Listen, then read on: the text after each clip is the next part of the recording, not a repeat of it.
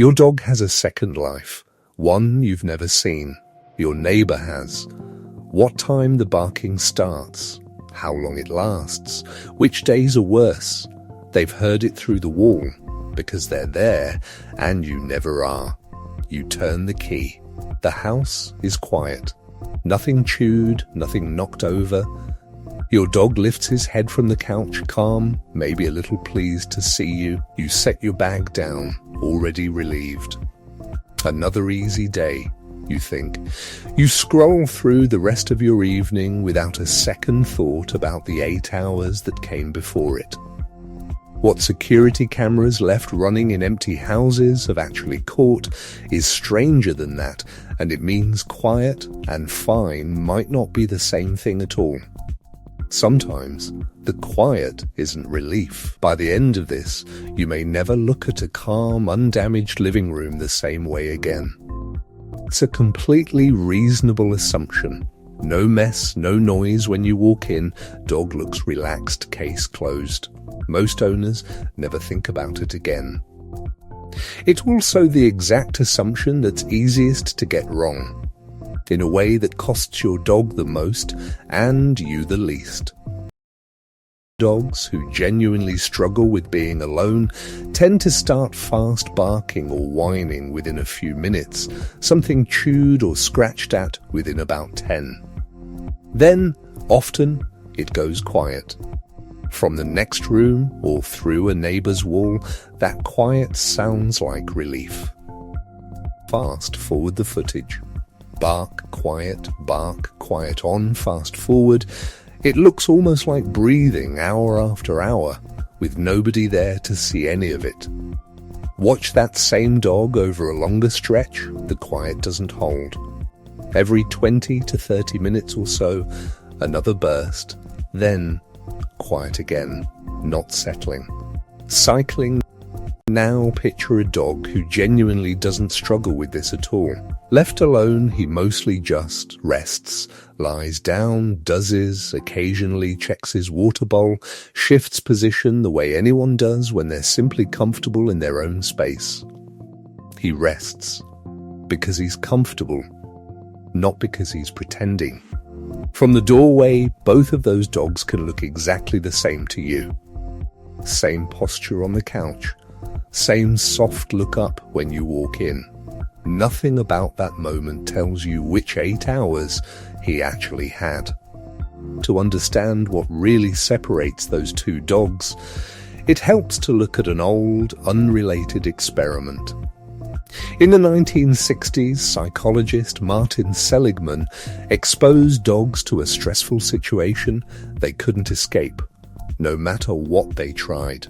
Later, given a real chance to walk away from it, a door left open, an easy way out most of them didn't even try. They just lay down and endured it, in a situation they could now have simply left. For decades, that was read as a kind of acceptance the animal had learned the situation couldn't be helped, and had calmed down about it. In 2016, Seligman said he'd had it backwards. Passivity isn't something an animal learns over time. It's the brain's default setting under stress it can't escape. What actually has to be learned is the opposite belief that your own actions can change anything at all. Imagine pulling up the security camera footage from today. You're braced for barking. Instead, there he is exactly where you left him, hours ago, not asleep, not relaxed, just waiting, ears twitching at every sound from the street, getting up, walking to the door, sitting, lying back down, listening again. No barking, no damage, nothing that would ever make it into a note from a neighbor, just the same small loop, repeated for hours, with nobody there to see it until you finally pull up the footage yourself. Sometimes the saddest sound in the house isn't barking, it's silence. That stillness was never proof he was fine. It may simply be what it looks like when a dog has quietly stopped believing that barking, or waiting by the door, changes anything about when you come back. which means the quietest dog in the house, the calmest face at the door, might, on some days, be the one you should be most worried about, not the least. Think about your own dog's version of that moment. Would he be the one still cycling through bursts of noise every half hour? Or the one just lying there, having quietly run out of reasons to do anything else? Neither answer makes you a bad owner, but only one of those two versions is actually visible from where you're standing when you walk in. There's one piece of this that's fully in your control, and it isn't about how you say goodbye. Most owners spend all their attention on the goodbye, because that's the part they can actually see themselves doing. The return gets almost none of that same attention. Picture two versions of the same walk through the door. In one, you spot a chewed corner of the rug, sigh loudly, and snap his name. In the other, you see the exact same damage, say nothing, and just pick up the leash. Same dog, same mess. Two completely different lessons about what your arrival means. A long-running study following dogs from puppyhood found emotional farewells at the door made no real difference to whether separation problems developed. What mattered was the return. Dogs whose owners came home to a mess and reacted with visible frustration were significantly more likely to develop lasting anxiety. He doesn't connect your anger to the shoe from an hour ago, he connects it to you walking through the door until arrival itself becomes something to brace for. One more myth worth retiring: getting a second dog for company. Research comparing single-dog and multi-dog homes found dogs with a companion were just as distressed alone, sometimes more. This was never about being alone in general.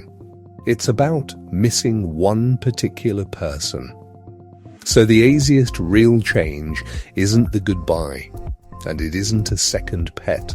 It's staying calm at the door, whatever you find waiting for you. It won't fix a serious case overnight, and it isn't a substitute for real help if the panic is severe. But for most dogs, it's the one lever you're already holding every single day without realizing it was a lever at all. Before your dog ever hears the front door close, he may already know what kind of day you're having. Researchers tracking dog owner pairs over months found their stress hormones synchronized his baseline tracking yours, not the other way around. He doesn't start the day alone from zero. He starts from wherever you already left him. So the quiet you come home to isn't nothing. It's either a dog who was genuinely fine or a dog who quietly stopped believing it was worth showing you otherwise. From the doorway, they can look identical. Tomorrow, when you close the front door, remember you only get to see the first 10 seconds and the last 10 seconds of your dog's entire day. Everything in between is trust. Subscribe if this changed how you picture what's happening while you're at work. And tell me in the comments, does your dog show any signs before you've even picked up your keys?